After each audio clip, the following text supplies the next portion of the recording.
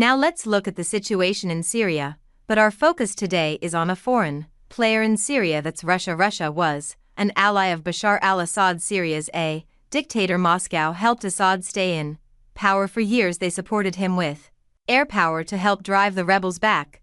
But now the Syrian rebels have won, and this puts Russia in an awkward situation. For many, Moscow is an enemy. That being said, Russia isn't a country to be trifled with. They have a strong military presence in Syria in the form of 2 bases. There's the Himim Air Base near the city of Latakia. This is the base that Assad fled from. This is where he boarded his flight to Moscow. Russia also has a naval base in Syria and the city of Tartus. This is Russia's only naval base in the Mediterranean Sea. They built the Tartus base back in 197, more than 50 years ago. The Himim base is newer. It was built in 2015. Now both bases are an integral part of Russia's military strategy. They help Moscow project power overseas. They're used to resupply Russian forces abroad, like the mercenaries currently operating in Africa. So the Syrian bases are crucial for Moscow, but their future is uncertain. This is what the Kremlin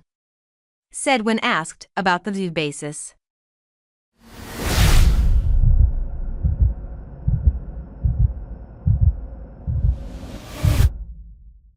There are no final decisions on this issue at the current moment. We have contacts with representatives of those in control of the situation in the country now, and everything will be settled through dialogue.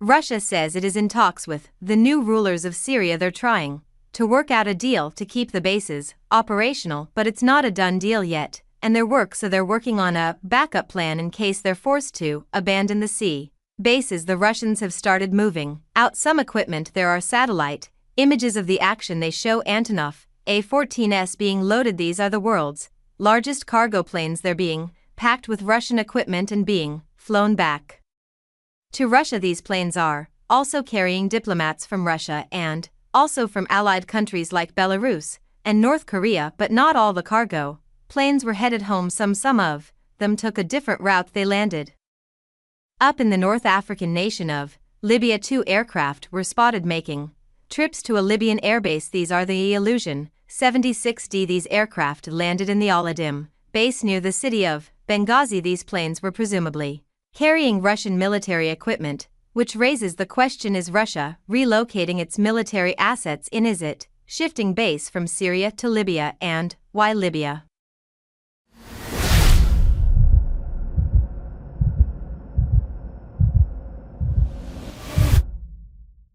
Let's look at the situation in Libya first. It's a mess. This country has been in crisis for more than a decade, since 2011 in fact, when its leader and dictator Muammar Gaddafi was assassinated. Libya has been divided since then. It is currently controlled by 2 governments. One is based in the capital Tripoli. This is the government that is recognized by the United Nations. This is the first government. The second government is based in Benghazi. This one is backed by an armed group called the Libyan National Army. It is led by Field Marshal Khalifa Haftar. So Haftar is the power behind the Benghazi-based regime, and Moscow has been supporting him for years. In return, Haftar has allowed Russia to build up its military presence in Libya. As of today, Russia controls multiple bases in Libya, 4 air bases and 1 port. All of them are in areas controlled by Khalifa H. It should answer the question, why Libya? But is it a viable option? Is it viable for Russia to move its forces to Libya? Can it really abandon the Syrian bases? In theory, it is possible. Libya's Tobruk port is still being built up. In time, it could rival Syria. Stu's the Al Qadim Air Base near Benghazi may one day replace him. The other 3 air bases are almost a bonus. Remember, Russia has forces across Africa. It used Syria as a base to resupply them. It could now use Libya instead, which is actually located on the continent of Africa. So, theoretically, it would make coordination simpler. A direct flight from Russia to Libya could speed things up, but there's a cost to all of this, and that cost is stability. You see, Libya is an unstable country. Yes, Syria was at war, too.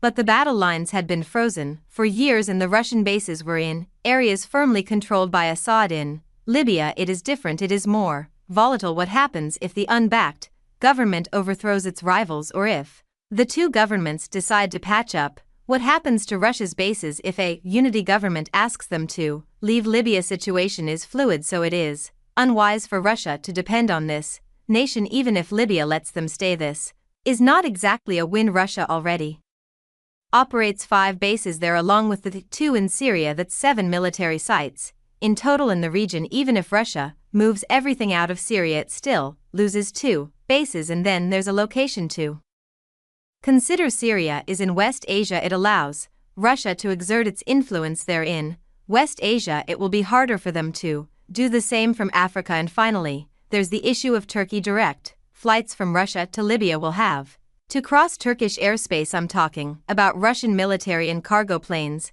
They will be at the mercy of Turkish President Erdogan. With Syria they could bypass Turkey, but they won't be able to do that with Libya. Long story short, Libya will be a poor substitute for Syria. If Russia wants to maintain its current level of influence, it should try to work out a deal with the Syrian rebels.